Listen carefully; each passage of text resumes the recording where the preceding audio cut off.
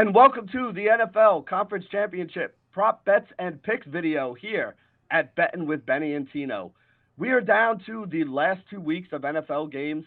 It's a little bittersweet. It's a little Yeah. sad, but at the same point in time, it has been a long season. It's been a fun season. It's been a good season. It's been a profitable season because I get to come here every Friday and hang out with my dude, Steven Tino Rodriguez. What's going on, my man? It's going, Benny. As always, I gave us both a pat on the back, not to jump to our prop update, but we both hit a winner last weekend, and that's a step in the right direction leading into not the final week of action, but the final full weekend, I guess, of action leading up to the Super Bowl.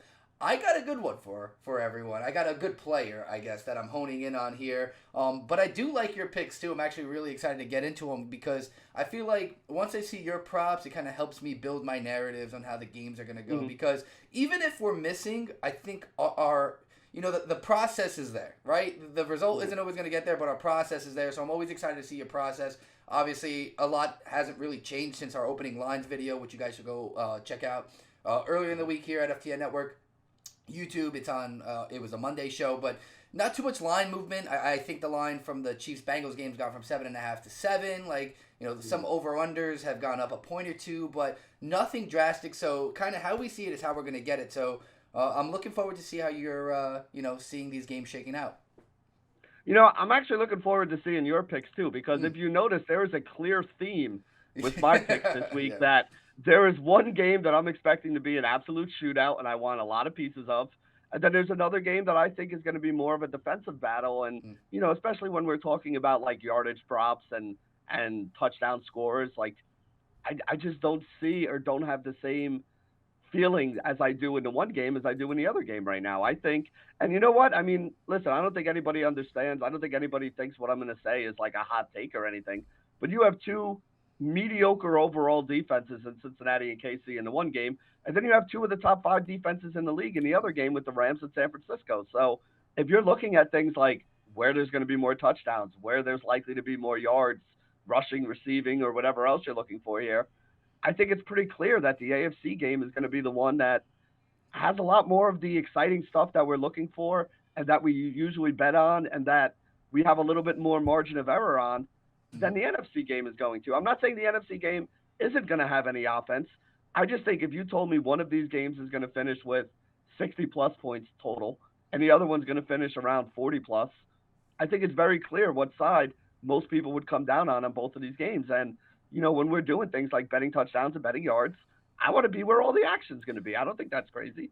No, and it plays in because last weekend was kind of the roller coaster of the first 2 games were unders, even though people had an inkling that it'd be over. Like the San Fran Green Bay game was obviously a blizzard and whatever, but people still liked the over in that. We still had skin on that game. We still had I know Devontae Adams still seemed like a lot to a lot of people. We had him in first touchdown here, and still didn't happen. So that happened, and then all of a sudden the Rams-Bucks game seemed like an under, and then it blew up at the end, and then we go over, and then we went into the biggest over out of all of them in the Chiefs and the Bills.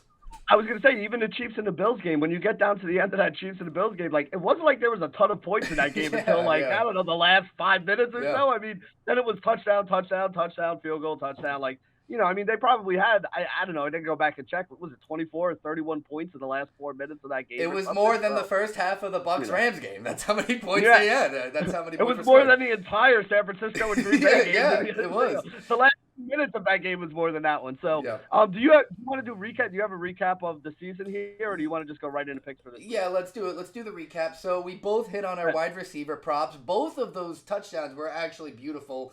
A.J. Brown's was a back shoulder fade that hit for me. I'm now at 24 wins.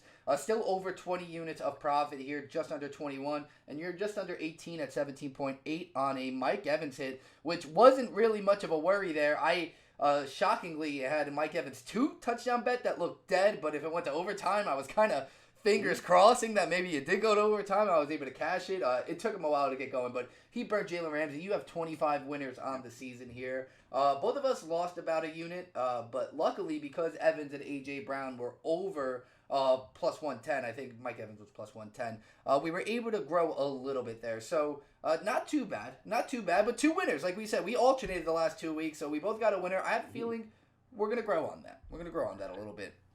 Yeah, I like the three plays that I'm making for this game, and Mm. like I said in the opening, I mean I think everybody understands, which game I'm going to be going heavily on here. So let me kind of get into my picks here for this week. I'll start on the Chiefs side of it all. The first thing I want to talk about: Patrick Mahomes over 2.5 touchdowns at plus money, plus 105 on DraftKings is where I was able to grab this a little earlier in the day.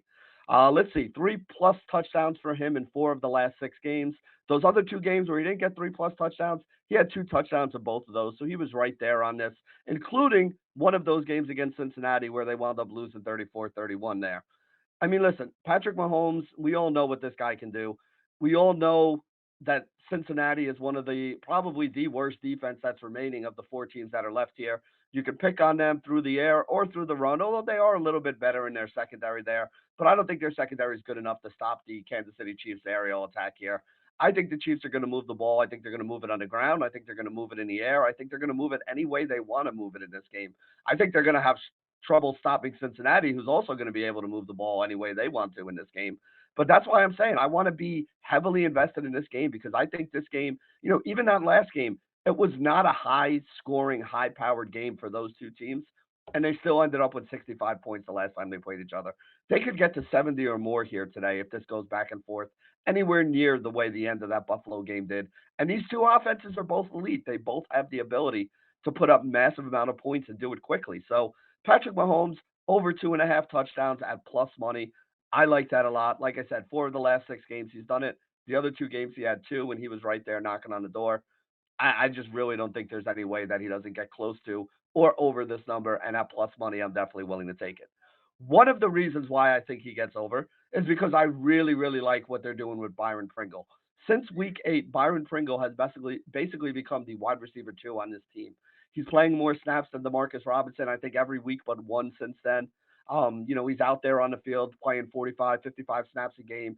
And the other thing is he's getting more targets than these guys. Like there was one game where McCall Hardman in the last 5 or 6 had like 10 targets, but all the other games he has like 1, 3. Maybe they give him a handoff or 2. Demarcus Robinson is actually the guy who's out there even more than McCall Hardman is, but he's still only seeing like maybe 3 targets a game. I think he had a high of 6, 2 or 3 games ago. Might have been the last game of the regular season. You look at Pringle's numbers. Pringle's getting 7 targets, 8 targets, 7 targets. He had one bad game with like 3 or 4, and then like another game of 7 or 8 in his last 6 games. So this is a guy that's averaging just shy of 7 targets over the last 5 games, and that's really what we're looking for now. We're looking for the volume. We're looking for the guys that are actually out on the field. So he's playing the second most snaps behind Tyreek Hill of the wide receivers. He's seeing the second most targets behind Tyreek Hill of the wide receivers. And if I'm not mistaken, 5 touchdowns over the last 5 games. He scored in 3 of those 5 games. He had 2 games where he even had 2 touchdowns. And I was kicking around the thought of maybe playing him for 2 touchdowns here, but you could get 1 touchdown on BetMGM at a price of 210, which is an amazing price for Byron Pringle. 210 for a number 2 wide receiver. You go look at the other number 2 wide receivers from the other teams that are going to be playing here. Guys like T. Higgins, guys like Odell Beckham. When you look at the numbers that these guys have, 210 is like, oh my God, how is this guy so high right here? So I really like Byron Pringle here to score. I also like Byron Pringle over 3.5 receptions. It was at plus money yesterday too. It's all the way down to like minus 120, minus 130 today. So if you want to play a same game parlay, I know a lot of you guys like that juice up payout. Same game parlay, Byron Pringle over 3.5 receptions and Byron Pringle touchdown pays around. I think it paid around 250 when I put it in. So that's something else you guys can look at there. And then the last one is on the other side of this game, too. I mean, these teams played 3 weeks ago. Joe Burrow threw for 400 yards. They played Tennessee last week, a team that plays a slower, grinded out kind of game. And he still threw for over 350 yards, although he didn't have any touchdowns there. And that's why I'm going with the yardage prop here for Joe Burrow, because if they fall behind, he's going to be slinging the ball around. You get a big catch every game from a guy like Jamar Chase. You still have guys like T. Higgins and Tyler Boyd, and you still have C.J. Uzuma and even like Joe Mixon catching balls out of the backfield here. There are a lot of different ways that he could rack up this yardage. FanDuel has it at 287.5. DraftKings had it at 293.5. The FanDuel payout was minus 114. The DraftKings payout was minus 115. So I'm going to take the over at 287.5. Get the extra basis point at minus 114. Get the 6 less yardage there, and take the over on the passing yards here for Joe Burrow. Like I said, I think this game turns into a shootout. I think the team that wins this game has to get to 34, 35 points, which means that both of these teams probably have 4 touchdowns in them in this game. And a lot of that ball movement is going to be through the air because you got two bad defenses. You got two subpar pass rushes. I'm not going to call Kansas City bad, but they're subpar. Cincinnati's pass rush is straight up bad. So I don't think either one of these quarterbacks is really going to have worry about too much. Joe Burrow slightly more because Cincinnati's decent and his offensive line is just straight trash. But I think these guys are just going to put up massive amounts of yards. So that's the way that I'm looking at it. Tino, what do you got for us for the props this week? So I love it, and I'll lean in and build off what you're saying with Patrick Mahomes and Byron Pringle really quick here because we got a lot of fan traction on the last video because of me shelling out on Eli Apple, and I mean it's been happening on Twitter more, and I actually saw a few Giants fans putting on the anti-Eli Apple same game parlay, which is just basically overs on every receiver. I know somebody's down with the Nicole Hardman 19-1 first touchdown bet, who I think actually at 3-1 isn't too bad, but they are not going to make my ticket.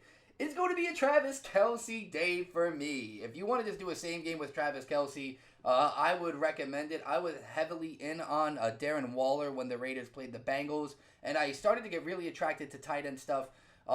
For the Bengals, I tried to get down with Anthony Ferksker last week with the Titans. That didn't pan out. And Darren Waller didn't score, but he did have success against them and erupted against them. Travis Kelce. Here's what I want to talk about.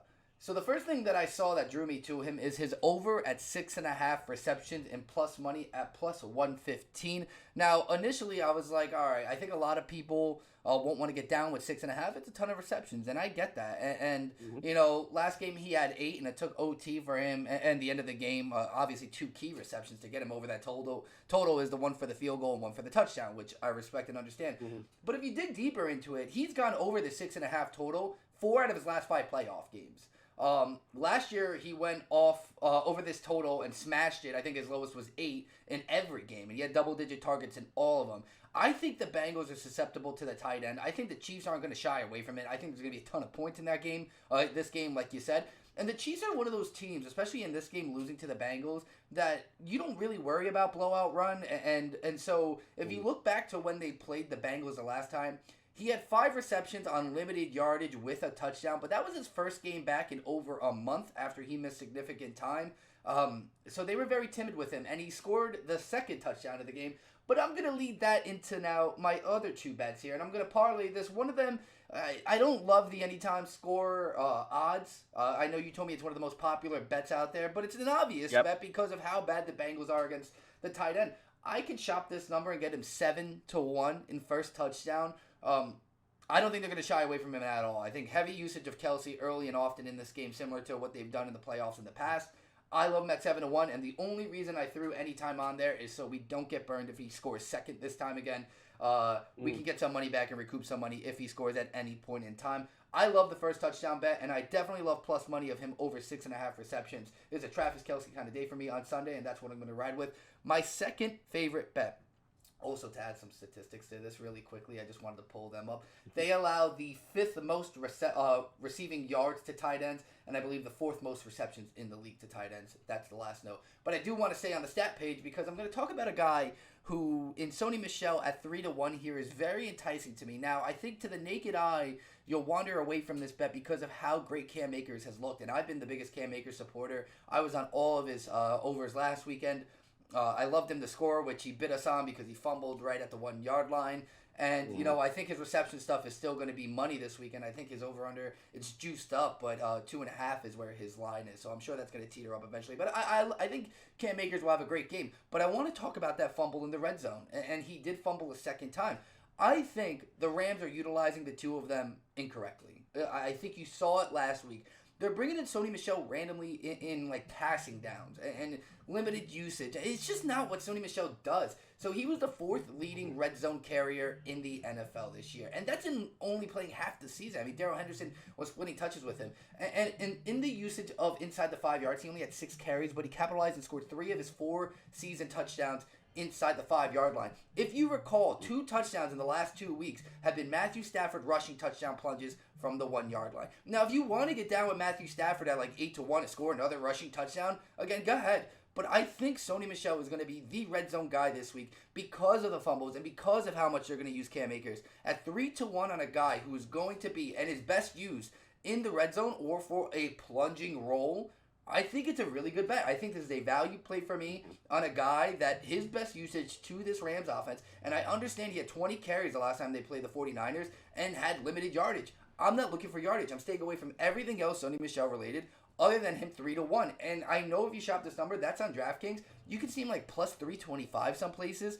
If come game time, Cam Akers' line goes from like the plus 115 it is to even like positive or negative, like a minus like 115, whatever it could be, because he's a Rams running back, I love Sony Michel even more. I think no one's going to look at it. I think for the same reason everyone loved Matthew Stafford the last 2 weeks to have those rushing touchdowns, you should start gearing towards Sony Michel because they're going to get down inside the 5. I think when they do, it's a very sneaky play. I think Sony Michel's a guy everyone's overlooking and was a darling towards the tail end of the season, and I think he'll make his pay dirt there in the red zone. So I'm going Sony Michel 3-1. You should shop this and get it better than 3-1. That's what it was on DraftKings, and everything over basically Travis Kelce. I don't have his receiving yards in here, but everything over Travis Kelce. I like it. I like where you're going with all that. And yeah, to build on something that you said before with Travis Kelce, so far this week, I forget which book posted it, but one of the books posted today where all the action was going on. In the Kansas City game, the most bet on things in that Kansas City game were Travis Kelce to score a touchdown, Travis Kelce first touchdown, and then the third one was some combination of like Jamar Chase to score a touchdown and the Bengals to win or something like that. So those were the most popular bets that were out there in the market. If you notice, we have a lot of bets in the first game, not as many bets in the second game. Like I said, I think that is a very smart strategy for people to look at because it does seem projection systems, everybody's just thought process, and even just the numbers on what team strengths and weaknesses are. The defenses in the first game are nowhere near the same caliber as the defenses in the second game, which means that there's a better chance that these superstar offenses, which at this point, all 4 of the teams remaining have amazing offenses. Of course. These offenses are going to be able to light up those bad defenses a lot more than some of these offenses are going to be able to light up the 2 good defenses in the NFC. So that's why I think the AFC games are the ones where you really want to make sure you're a little bit heavier on the props this week. And again, you don't have to agree with Tino and I. You may think Kelsey's going to have a crappy week. You may think I'm an idiot for betting Byron Pringle and Patrick Mahomes props. You may want to go all with the running backs or something. That's fine. But I think that if you're heavier on overs in the NFC game and lighter on the overs in the AFC game, you're doing something wrong here. That's just my personal point of view and one that I think a lot of other people would share. Would you agree? Yeah, and I also wanted to tell you, because you mentioned this while you were talking about your Byron Pringle anytime touchdown, if you feel 2 touchdowns, you bet 2 touchdowns. I did not listen to my instinct. I did not listen to my gut. I talked about this, I think, on the Monday show, where he scored 2 touchdowns against the Steelers earlier in the season. They played the Steelers in the first round here, and I was like, he scored 2 touchdowns before. Maybe I'll bet it. Maybe it seems like a good bet. Didn't bet it. Scored 2 again, and then you're just sitting there like, dang, I wish I bet it. So don't hesitate, man, right? Don't hesitate. And remember, well, I mean, it's not that I'm not going to do it, but, remember, you don't have to put the same amount of money on every single bet that you're making, right? Like you can, for me, the Byron Pringle to score a touchdown at plus 210 is amazing value, so I want to make sure that I have some money on that. But yeah, I mean, there will be a little sprinkle. Like maybe I have, I don't know, I got to check. I know I bet a game the other night where whatever it was, however many 3-pointers you hit, the 2 teams combined hit, you get like a $1 towards a free bet or something like that. So when I check my account on DraftKings, or every week if you bet like $50, BetMGM gives you a free $10 bet. Like I probably have some of those free bets just lying around in my account right now, and I'm going to use them this weekend. So, if you could get like a 10-1 or 15, I have no idea what the Pringle 2 touchdowns is. I decided not to do it, so I didn't even want to look. But if it's 10 or 15-1, like, if you throw a $20 free bet on it or a $25 free bet on it, you're going to win $300 or $400 for a free bet that you had lying around there. So, make your $200 standard bet on him at plus 210 to win 420. And then on top of that, you can take your $20 or $10 free bets that you have in your account, and you could drop it on something like 2 touchdowns, or him to score the first touchdown is like 14-1 or 15-1. Well, so it's like crazy you hit 14-1 on the head. That's how much he is for 2 touchdowns. I will look at his first touchdown now for you. Well, I mean, listen, based on what somebody's priced for 1 touchdown, there's ranges that it's going to fall into. So it's not like that was a pure guess. 13-1. Right? No, yeah, 13-1. Yeah, it was kind of like, based off of what I listen. I look at you know how this is. You look at these things long enough, the numbers, you know what the numbers are going to be before they even kind of come out. That's how you find the value, right? Like where the numbers should be, and then when you see a number that just makes absolutely no sense compared to where you thought it should be, that's when you start digging in and being like, all right, this could be something to bet, and that's what we tried to do all year here. And listen, the proof is in the pudding. I mean, between the two of us, we're up close to 40 units between us on the season. I mean, we're not picking these things randomly, guys. This isn't just throwing darts here. We got a little bit of an idea what we're doing here. And on that, we will be signing off. We will be back, Tino. Double check me on this, but we will be back Monday to do an opening line video for the Super Bowl. As we always do, yes. And all right, good. We'll have to see. I think we'll probably do the same usual schedule, but Monday for sure. And we'll regroup and let the people know where to find us after Monday for Super Bowl coverage. Yeah, like I said, I don't know. I mean, again, the Super Bowl, you got a whole week off in between, so I don't know when we'll be doing the prop video. We don't know when the props are going to even be coming out and all that stuff. So we'll figure that all out. But stay tuned over at FTN Bets, FTN Daily, FTN Fantasy. You guys will hear about it. I can guarantee you we're going to have a ton of Super Bowl coverage. Yeah. I don't know exactly until the schedule comes out. I don't know exactly what days that's going to be, other than Monday with the opening line video. And as Tino mentioned at the beginning, go check out what we thought on Monday about the opening lines. A couple of them have moved a little bit, and they've moved into the favor of the way that we kind of thought they would. So that's always nice to see. So for Tino, this is Benny signing off for Betting with Benny and Tino here at FTN Bets. Good luck this week, everybody.